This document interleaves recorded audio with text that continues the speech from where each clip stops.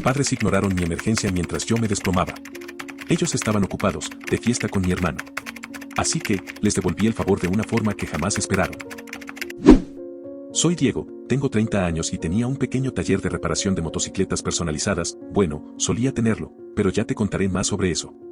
Crecer en Bristol, Tennessee, fue una mierda. No por el pueblo, sino por mi situación familiar. Tengo un hermano menor, Carlos, 3 años más joven que yo, y en los ojos de mis padres, el sol básicamente le salía del trasero. Nuestra casa era el show de Carlos las 24 horas del día, los 7 días de la semana. La sala parecía un museo raro de béisbol, con todos sus trofeos exhibidos como si fueran medallas olímpicas o algo así. Había fotos de su equipo por todas partes, y sus camisetas viejas colgadas en marcos como si fuera Babe Ruth. No es broma, mis padres incluso mandaron a hacer una vitrina especial solo para sus cosas de béisbol. Mientras tanto, lo mío. Yo era bastante bueno en el taller de mecánica de la escuela secundaria, gané algunos premios por reconstrucción de motores. ¿Sabes dónde terminaron esos? En algún cajón, o tal vez en la basura. A lo mucho, recibí un que bien de mi papá, muy de vez en cuando. Recuerdo haber pasado todo un verano, cuando tenía 16, arreglando un motor viejo de Kawasaki. Estuve meses ahorrando trabajando en una gasolinera para poder comprar todas las piezas. Cuando por fin logré hacerlo funcionar, estaba tan orgulloso que llamé a mi papá para que lo viera en el garaje. El tipo apenas lo miró, estuvo ahí unos 20 segundos, murmuró, «Está bien, hijo», y enseguida me preguntó si había visto las estadísticas de bateo de Carlos en el periódico esa mañana. ¿Cómo? ¿En serio? Así fue básicamente toda mi infancia. Mi mamá pasaba horas cocinando las comidas favoritas de Carlos antes de sus partidos para asegurarse de que su estrellita tuviera energía. Pero cuando yo tenía una exhibición de motos, era como, agarra algo del refrigerador, Diego. Mi papá salía temprano del trabajo para cada uno de los partidos de Carlos, pero estaba demasiado ocupado en la oficina para ir a verme ganar el segundo lugar en una competencia regional de motos personalizadas. Eventualmente, dejé de contarle sobre mis competencias. ¿Para qué molestarse? Y ni hablar del dinero que gastaron en Carlos. Entrenadores privados, equipo carísimo, ligas que viajaban por todo el estado, miles y miles de dólares. Mientras tanto, yo tenía 2 trabajos en la secundaria solo para poder comprar herramientas y piezas para mis motos. Jamás vi un centavo de mis padres para mis cosas. Lo peor de todo es que ni siquiera odiaba a Carlos por eso. No era un mal chico, la verdad. Solo estaba mimado hasta el tuétano y completamente ajeno a lo injusto que era todo. A veces lo veía ponerse incómodo cuando lo llenaban de elogios justo después de ignorarme por completo. Pero nunca decía nada. ¿Y por qué lo haría? El chico estaba viviendo su sueño. Cuando cumplí 18, supe que tenía que largarme de ahí antes de volverme loco. Estuve ahorrando cada centavo que pude y logré rentar un garaje diminuto a unos 13 kilómetros de la casa de mis padres. Lo suficientemente cerca para que me encontraran si alguna vez se les ocurría buscarme, pero lo bastante lejos como para no tener que ver el culto a Carlos todos los días. Construí ese taller de reparación de motocicletas desde cero. Sin ayuda de mis padres, sin préstamos elegantes ni conexiones familiares. Solo yo, partiéndome el lomo 16 horas al día, durmiendo el primer año en un catre viejo y asqueroso en la parte trasera del taller hasta que pude pagarme un apartamento de verdad. Fue jodidamente duro, pero era bueno en lo que hacía. La gente empezó a hablar, que arreglaba y modificaba motos mejor que las concesionarias y cobraba la mitad. Ese taller se volvió mi vida. Mi perro Max pasaba el día conmigo, echado al sol junto a la puerta mientras yo trabajaba. Ahí sentía que sí valía algo. ¿Qué importaba? Y luego apareció Mía. Se mudó al local de al lado hace como 2 años y abrió una cafetería súper linda. La primera vez que cruzó para traerme un café de bienvenida al vecindario, casi se me cae la llave inglesa de la mano. Era hermosa, inteligente, divertida, completamente fuera de mi liga. Pero por alguna razón, parecía disfrutar pasar el rato hablando conmigo sobre motos y motores. No voy a mentir, cada vez que venía me daban esas estúpidas mariposas en el estómago. Pero me mantenía en modo amable y profesional. Solo cosas de vecinos, nada más. Después de todo, ¿por qué alguien como ella estaría interesada en un tipo lleno de grasa como yo? Mi familia ya me había dejado bastante claro que yo no valía mucho, así que asumí que ella probablemente pensaba lo mismo. Y bueno, todo iba más o menos bien. El negocio marchaba, tenía a mi perro, mi taller, y al menos Mía parecía disfrutar hablar conmigo de vez en cuando. Pensaba que tal vez, solo tal vez, mi vida finalmente estaba yendo por buen camino.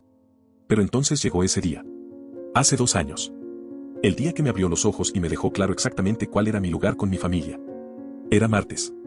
Estaba trabajando en una Ducati hermosa que un tipo adinerado de Nashville había traído para que le hiciera unas modificaciones. Quería todo tipo de arreglos sofisticados que, siendo sincero, eran una joda, pero el tipo pagaba una fortuna, así que no me quejé. Max estaba en su lugar de siempre, roncando como el vago que es, mientras yo tenía a todo volumen un disco de AC/DC desde unos altavoces viejos y cutres. Estaba usando el cortador de plasma para modificar el chasis. Ya había hecho lo mismo como 100 veces antes. Nada complicado. Pero esta vez algo salió mal. Todavía no sé exactamente qué pasó. Tal vez el metal tenía un defecto. Tal vez yo no estaba prestando suficiente atención. Todo lo que sé es que, de un segundo al otro, estaba concentrado en hacer un corte limpio, y de pronto escuché un sonido horrible, como metal desgarrándose, una lluvia de chispas, y entonces la cortadora de plasma me dio un golpe brutal. La máquina me rebotó con fuerza y me cortó justo por encima de la rodilla, en la pierna derecha. Recuerdo haber visto el metal al rojo vivo mientras me abría la carne, y el olor. Dios mío, el olor de mi propia carne quemada. Grité tan fuerte que Max, mi perro, se levantó de un salto ladrando como si fuera a pelear con lo que fuera que me hubiera hecho daño. La sangre empezó a brotar de inmediato. No era solo un sangrado, salía a borbotones con cada latido del corazón. Me caí hacia atrás y me golpeé la cabeza contra el piso de concreto. Eso no ayudó en nada. El dolor, no puedo ni describirlo. Era como si alguien hubiera metido mi pierna en un horno y la estuviera girando sin parar. Me he roto huesos antes, me he cortado con piezas de motor, me he quemado con escapes al rojo vivo, pero esto era otro nivel. ¡Ayuda! ¡Alguien, ayúdeme! Grité. Pero mi taller está bastante aislado, no había manera de que alguien me escuchara con la música a todo volumen. Me temblaban tanto las manos que apenas podía alcanzar el teléfono. La sangre ya se estaba acumulando debajo de mí, extendiéndose por el suelo como si hubiera volcado una lata de pintura. El corazón me latía como loco y una sensación fría y sudorosa empezó a recorrerme todo el cuerpo. Con los dedos empapados en sangre, embarrando la pantalla, logré marcar el número de mi mamá. Cuando contestó, apenas podía hablar. Mamá, estoy mal, muy mal. La cortadora, mi pierna, hay mucha sangre, necesito ayuda ya. Y su respuesta fue de lo más tranquila, como si le hubiera llamado para preguntar qué había de cenar. Diego, cariño, estamos en medio de algo importante, ¿puedes llamar a una ambulancia? No podía creer lo que estaba escuchando. Por favor, mamá, suplicaba, con la voz quebrada. Estoy perdiendo mucha sangre, no creo que pueda, necesito ayuda ya, por favor. Ya me sentía débil, todo me daba vueltas. Aguanta, Diego, iremos cuando podamos, dijo, y colgó. Me quedé tirado ahí, en el suelo del taller, presionando la herida con un trapo que ya estaba completamente empapado. La visión se me empezó a cerrar, como si se oscureciera desde los bordes.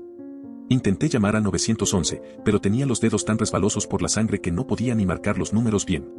Max estaba completamente alterado, ladrando, gimiendo, empujándome la cara con el hocico, como si tratara de mantenerme despierto. Buen chico.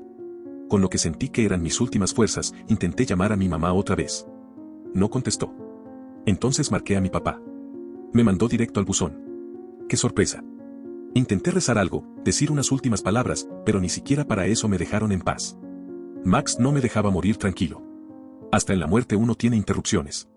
Justo cuando estaba a punto de desmayarme por última vez, ojalá hubiera sido la última, el teléfono vibró. El nombre de Carlos apareció en la pantalla. Pensé que mis padres ya le habían contado lo que me había pasado, y que me llamaba para ver qué podía hacer. Contesté como pude. Carlos, jadee, accidente, en el taller, estoy perdiendo mucha sangre, necesito ayuda, ahora. Hubo una pausa. Pensé que tal vez no me había oído, pero entonces se rió. Ah, mierda, lo siento. Pensé que eras otro amigo llamando para felicitarme. Estamos celebrando mi selección. Los Braves me firmaron para AA, $2 millones. De fondo escuché la voz de mi mamá. Carlos, cariño, ven a tomarte una foto con el cazatalentos. Intenté hablar, pero ya no me salían las palabras. Todo me daba vueltas, sentía la sangre seguir saliendo sin control. Carlos, susurré. Pero ya había colgado. La voz de mi papá retumbaba en el fondo. Ese es mi muchacho. Jugador profesional. Siempre supe que lo lograrías.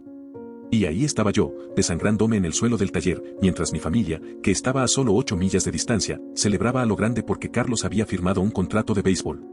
No podían molestarse en manejar 10 minutos para ayudarme. Carlos, por favor, susurré. Pero ya no había nadie del otro lado. Mi visión se desvanecía rápido. El dolor empezaba a alejarse, reemplazado por una extraña sensación de adormecimiento flotante. No era una buena señal. Sabía lo suficiente de primeros auxilios como para entender que estaba entrando en shock. Probablemente estaba muriendo. Esta vez de verdad. El ladrido de Max cambió de repente, se volvió más desesperado. A través de mi conciencia desvanecida, escuché la puerta del taller abrirse de golpe. Diego, te traje un café. Y luego. Oh, Dios mío, Diego. Era la voz de Mía. Su rostro apareció sobre mí, con una expresión de puro horror. No me gustaba que me viera así. Siempre traté de mostrarme fuerte frente a ella. Diego, quédate conmigo, no cierres los ojos. Ya estaba en su teléfono, gritándole al 911. Necesito una ambulancia ya. Herida grave, sangrado arterial, el paciente está perdiendo el conocimiento. Se quitó el cinturón y lo ató con fuerza alrededor de mi muslo, haciendo un torniquete. El dolor me sacudió y me devolvió brevemente la conciencia. Mía, balbuceé. No hables, guarda tus fuerzas, me dijo.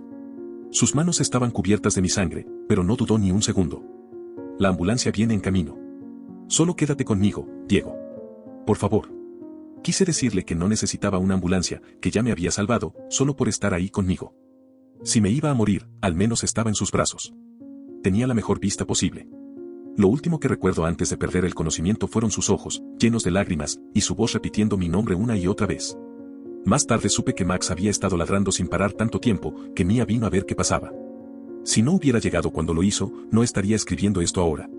El doctor me dijo que estuve a 5 minutos de desangrarme por completo.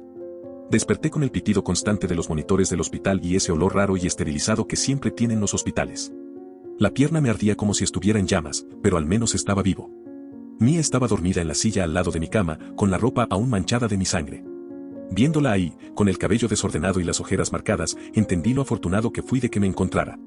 Horas después entró el médico, con cara seria y su tabla en mano. Tienes suerte de estar vivo.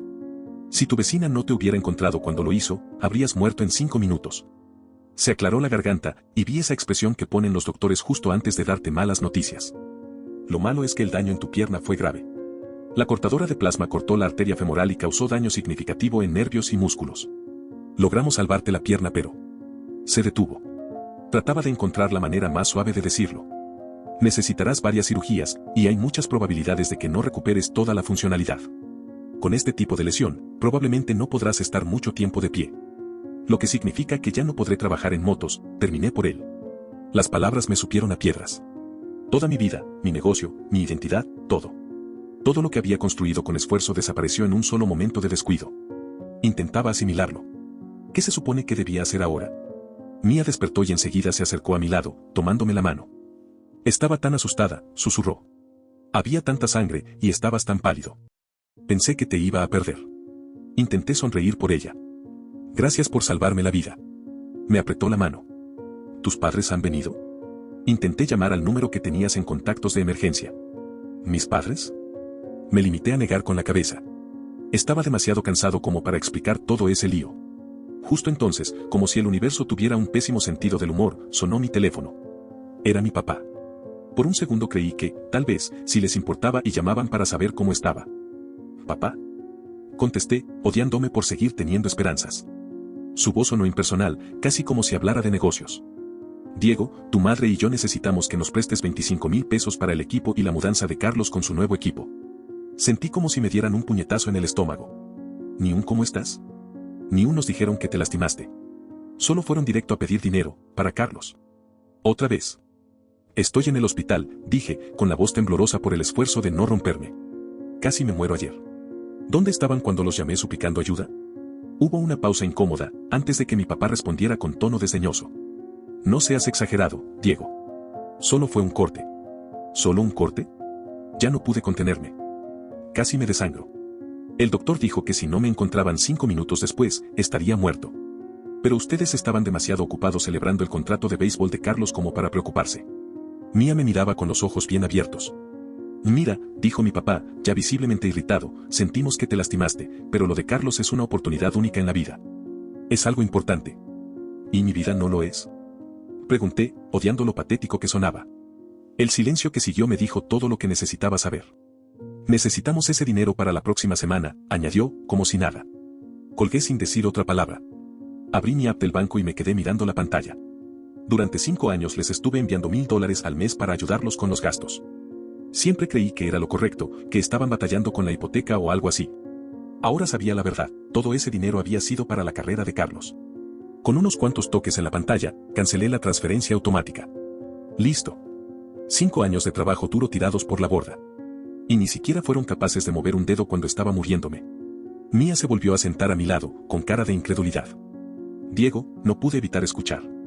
¿Tus papás de verdad no vinieron cuando los llamaste antes de que yo te encontrara? Le conté todo, lo que fue crecer como el hijo olvidado, cómo me ignoraron mientras celebraban a Carlos, los años de mandarles dinero que ellos simplemente desviaban hacia el niño dorado. Cuando terminé, parecía que Mía quería romper algo. Eso no es familia, dijo con la voz temblorosa. Así no deberían actuar unos padres. Eso está jodido. Se quedó conmigo toda esa primera semana en el hospital. Todos los días. Me traía comida decente, porque la del hospital es una porquería, me ayudaba con el control remoto del televisor, hablábamos de cosas normales para mantenerme distraído. Nadie había hecho algo así por mí antes. Pero entonces llegó un mensaje de texto de Carlos. Hey bro, me dijeron que te lastimaste, qué mal. También que ya no vas a ayudar con mis gastos. No está cool, man. La familia ayuda a la familia. Ni me molesté en responder. Al día siguiente, mi mamá dejó un mensaje de voz. Diego, cariño, sabemos que estás molesto, pero este es el gran momento de Carlos. Realmente necesitamos ese dinero. Llámanos. Mía estaba conmigo cuando lo escuché. Tomó mi teléfono y borró el mensaje. No necesitas esa negatividad ahora, dijo. Luego me tomó de la mano. ¿Sabes qué? Ahora yo voy a ser tu familia. Yo y Max. Algo en la forma en que lo dijo me hizo sentir un nudo en el pecho, pero no del dolor, era otra cosa. Cuando ella me miraba, no lo hacía con lástima. Era distinto.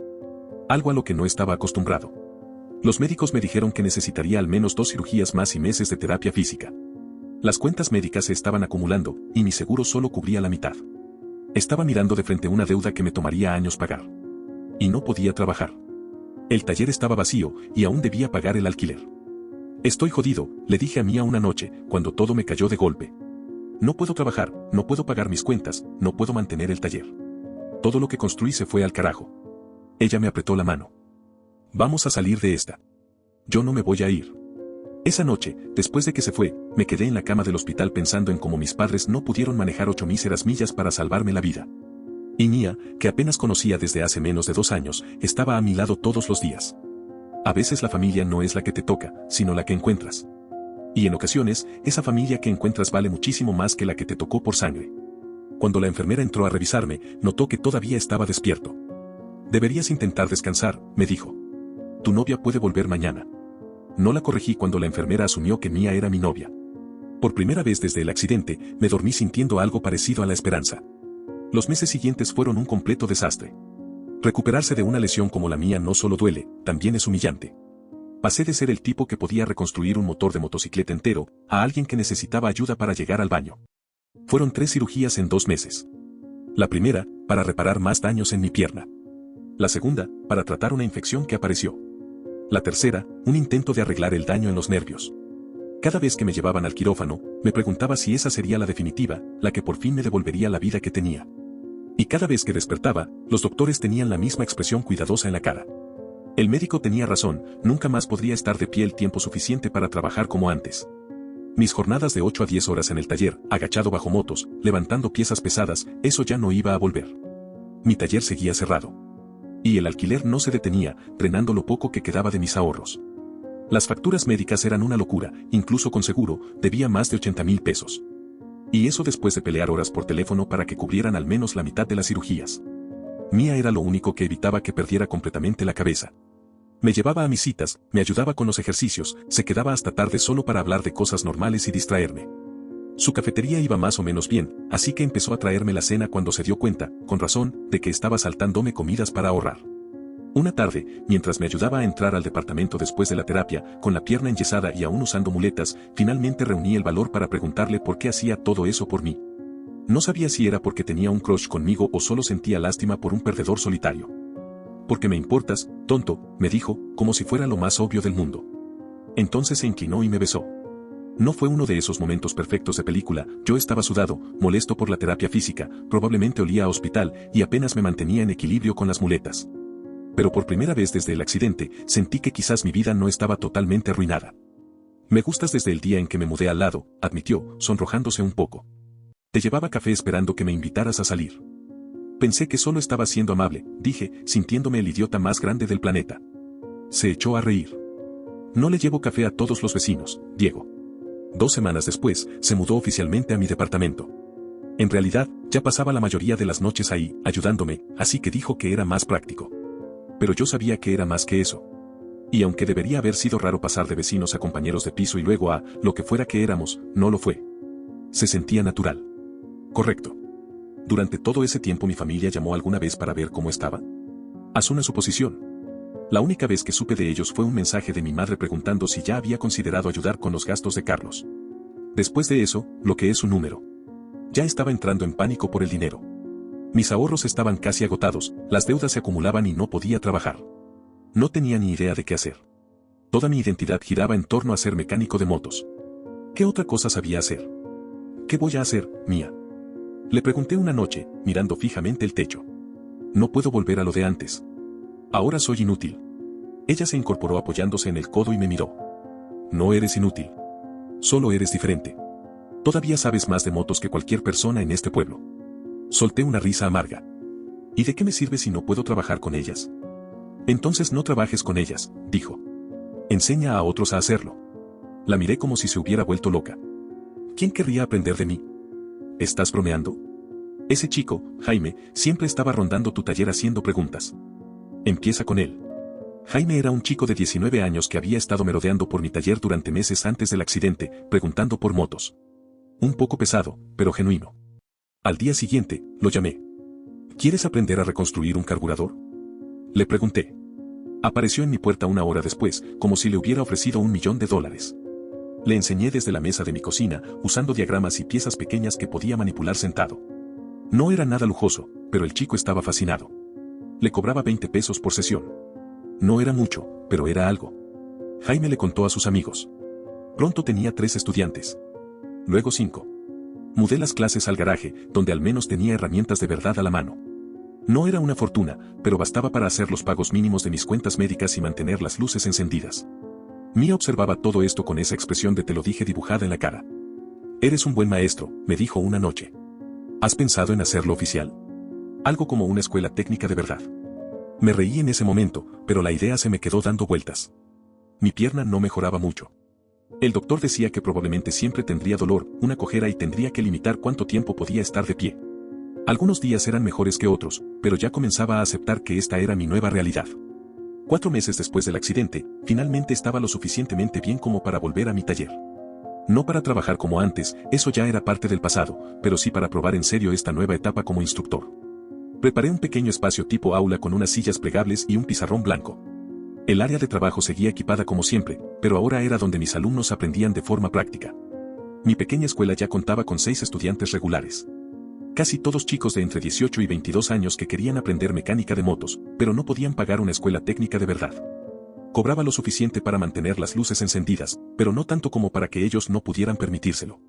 No me estaba haciendo rico, pero entre eso y la ayuda de Mía, lograba mantenerme a flote. Entonces, de la nada, mientras estaba en mi escritorio revisando unos diagramas de carburadores para la clase del día siguiente, escuché que se abría la puerta del taller. Mía estaba en el mostrador. Había empezado a ayudarme en el taller cuando no estaba en su cafetería. Diego, tus padres están aquí, me dijo desde el frente, con la voz tensa.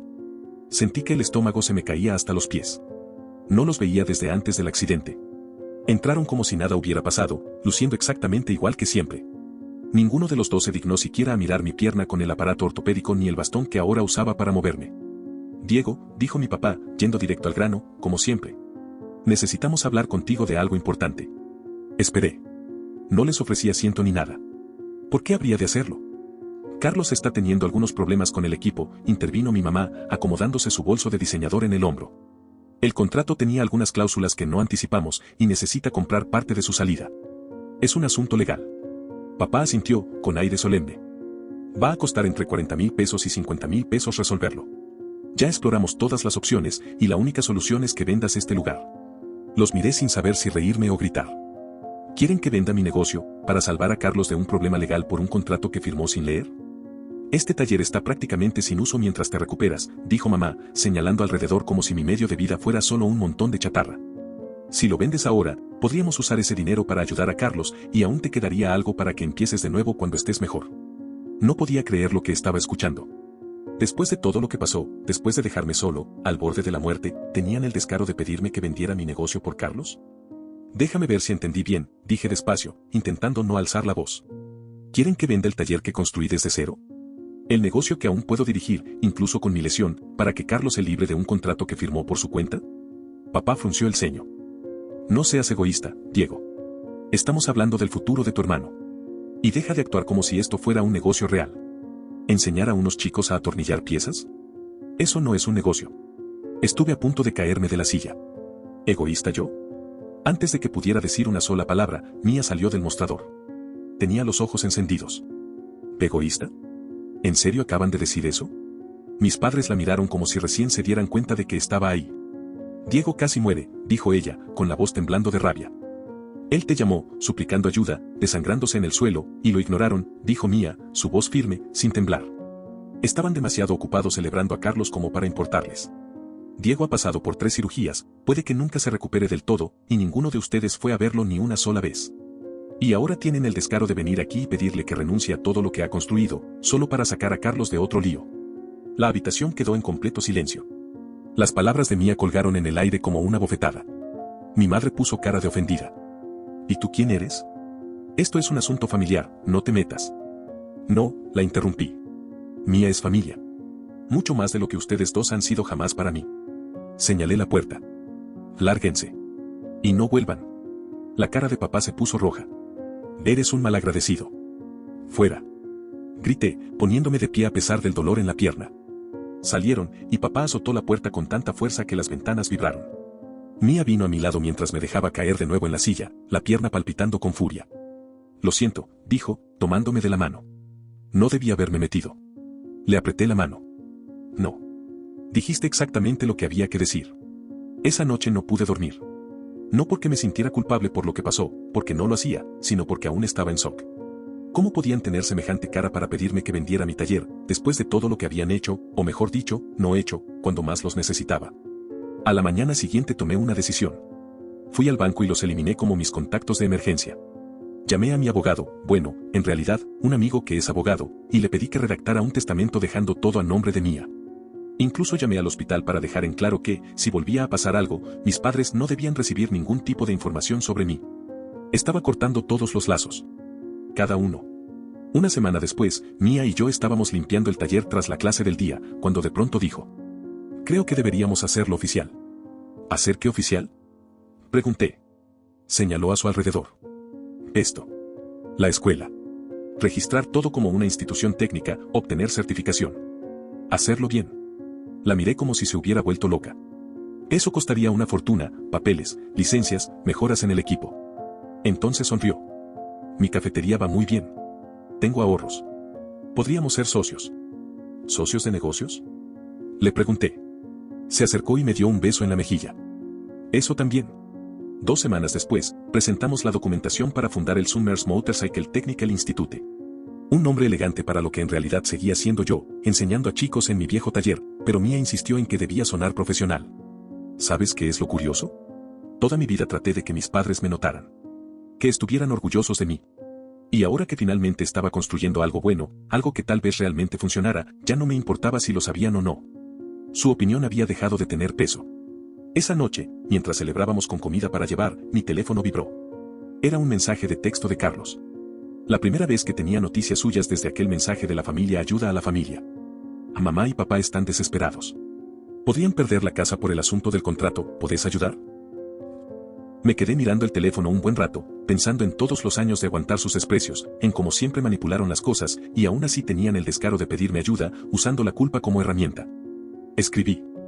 Sos mi hermano, pero ninguno de ustedes actuó como familia cuando yo me estaba desangrando en el suelo. Ahora tengo una familia de verdad. Suerte con tu carrera de béisbol. Y bloqueé su número. Mía me abrazó por detrás, rodeándome con los brazos. ¿Estás bien? Asentí. Sí. En realidad, sí. Creo que lo estoy. Sentí una paz completa con mi decisión. Ellos habían hecho su elección hace mucho tiempo. Ahora, era mi turno. Hace poco, un amigo de la secundaria me contó que mis padres perdieron la casa después de todo. No pudieron seguir pagando la hipoteca tras gastar todo lo que tenían en sacar a Carlos de su contrato. Se mudaron a un pequeño departamento en las afueras. Papá tuvo que salir de su jubilación y consiguió un trabajo en la ferretería del barrio. Mamá empezó a trabajar medio tiempo en una tienda por departamentos. El karma no perdona, supongo. Cada vez que me descubro sintiéndome mal por ellos, recuerdo la imagen de mi sangre esparcida en el suelo, mientras ellos descorchaban champaña por Carlos. Y esa lástima desaparece bastante rápido. ¿Y Carlos? Su carrera de béisbol se fue al diablo, y de forma espectacular. Después de todo ese dinero gastado para arreglar su situación contractual, llegó al entrenamiento fuera de forma y con una actitud horrible. El equipo le dio varias advertencias, pero lo echaron después de una sola temporada. Lo último que supe es que trabaja como asistente de entrenador en una secundaria de un pueblo pequeño, todavía contando historias sobre su casi carrera profesional. El niño dorado por fin tuvo que enfrentar la realidad. No era especial. Solo estaba mimado. A veces me pregunto si alguna vez se dio cuenta de cuánto sacrificaron nuestros padres por él y lo poco que les importé yo. Y sí, ya pasaron 3 años desde que todo se vino abajo. Mía y yo nos casamos la primavera pasada, en una ceremonia íntima, solo con amigos y su familia. Nuestra escuela de motocicletas ahora tiene certificación oficial y una lista de espera de 2 meses. Incluso estamos pensando en abrir una segunda sede. Mi pierna todavía me da problemas, y siempre caminaré con una ligera cojera. Pero he aprendido a sobrellevarlo. Algunas noches aún me despierto empapado en sudor, con ese dolor fantasma atravesándome la pierna, los recuerdos de aquel día tan vivos como siempre. Pero Mía siempre está ahí, abrazándome hasta que vuelvo a dormir. Mi antigua familia me dejó morir. Mi nueva familia me da motivos para vivir. Y con eso, tengo más que suficiente. Entonces dime, ¿qué habrías hecho tú en mi lugar? ¿Cortar todo como yo hice? ¿Intentar perdonar? Me da curiosidad saber qué piensa la gente. A veces me pregunto si tomé la decisión correcta. Pero luego miro todo lo que construí desde las cenizas de aquel día. Y pienso que, tal vez, solo tal vez, fue la única decisión que podía tomar. Si llegaste hasta aquí y te gustó, no olvides dejar tu like y suscribirte a nuestro canal. Tu apoyo nos motiva a traer más historias increíbles. Muchas gracias y que tengas un excelente día.